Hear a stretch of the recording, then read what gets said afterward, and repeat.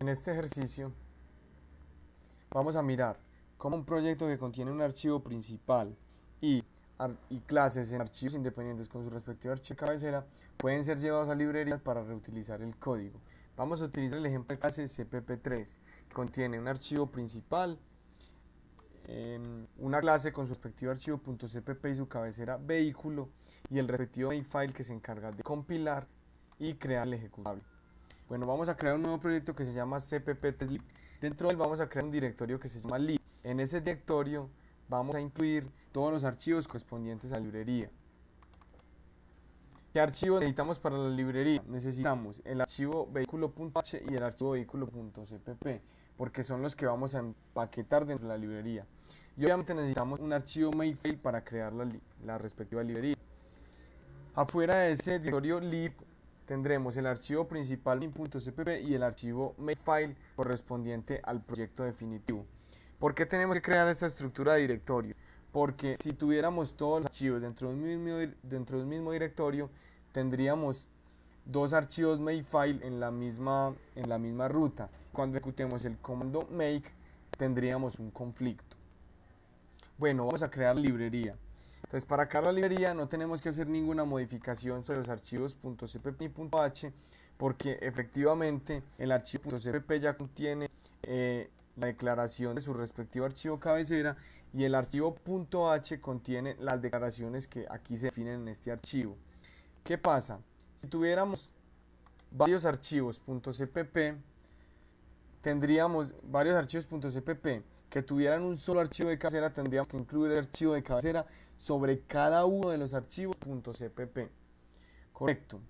Vamos a mirar cómo nos queda el makefile para crear la librería.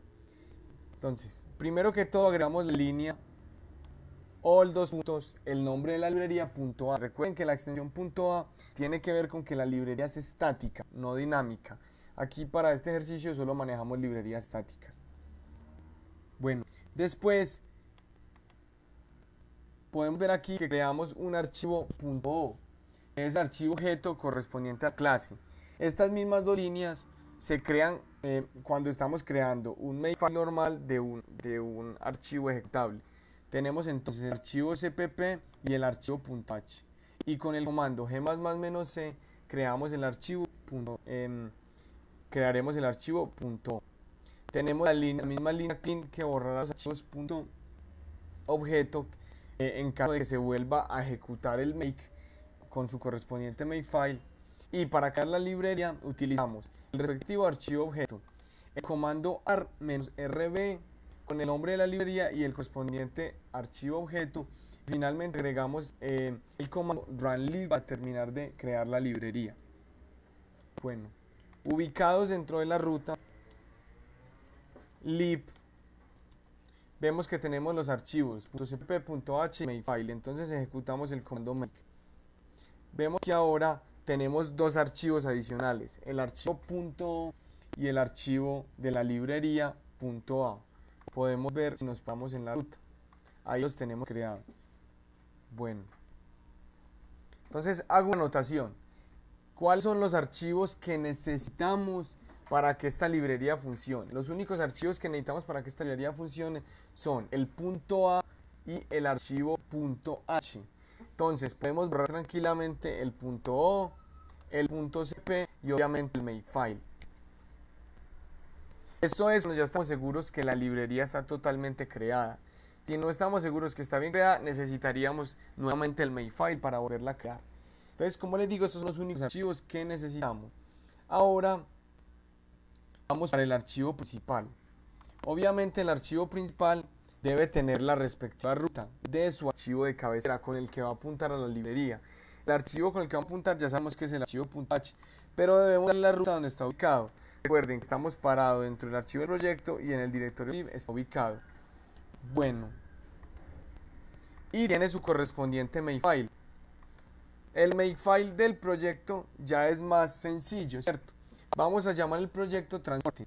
Para crear el ejecutable necesitamos obviamente el .o. ¿Cómo creamos el .o? Con el respectivo main.cpp. Y no necesitamos colocarle ningún otro archivo, porque si ustedes se fijan, en la ruta principal no hay ningún otro archivo. Correcto. Entonces, utilizando nada más el main.cpp y el comando g++ podemos crear el objeto del main. Ahora, para crear el ejecutable definitivo, ya sabemos que utilizamos el objeto del main, el comando g+-o y ponemos entonces el nombre del proyecto final o el ejecutable final, el archivo objeto del main, y aquí sí es necesario que incluyamos la librería, porque tiene que ir a copiar todos los archivos. Pero entonces, si nos ubicamos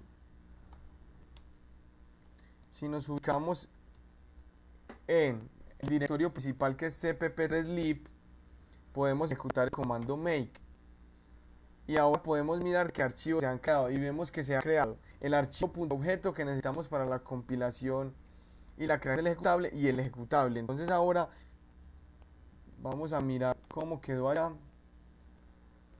Podemos ver el .o que se creó y transporte, y podemos ver también que si ejecutamos el archivo ejecutable, valga la redundancia, obtenemos el resultado que queríamos, que se obtenía dentro de CPP, el ejercicio CPP3 normal. Obviamente aquí para el proyecto solo necesitamos el no necesitamos ni el .cpp, ni el .o, ni el file. Solo necesitamos el archivo ejecutable. Cuando tenemos el archivo ejecutable creado, ya no necesitamos el archivo lib. Ya no necesitamos el archivo lib. ¿Por qué no necesitamos el archivo lib? Porque recuerden que en las librerías estáticas todo el contenido se copia dentro del archivo ejecutable. Entonces, con el mero archivo ejecutable podemos ya tener nuestro programa, olvidándonos pues de la librería. Obviamente los programas que borré aquí los borré de manera didáctica. Si ustedes quieren hacer cambios sobre su programa, no los pueden borrar porque tienen que seguir ejecutando el make. La recomendación que les doy si van a ejecutar nuevamente el make es que dentro del pool de archivos que tienen ahí, borren el .a de la librería antes de ejecutarlo nuevamente. Muchas gracias.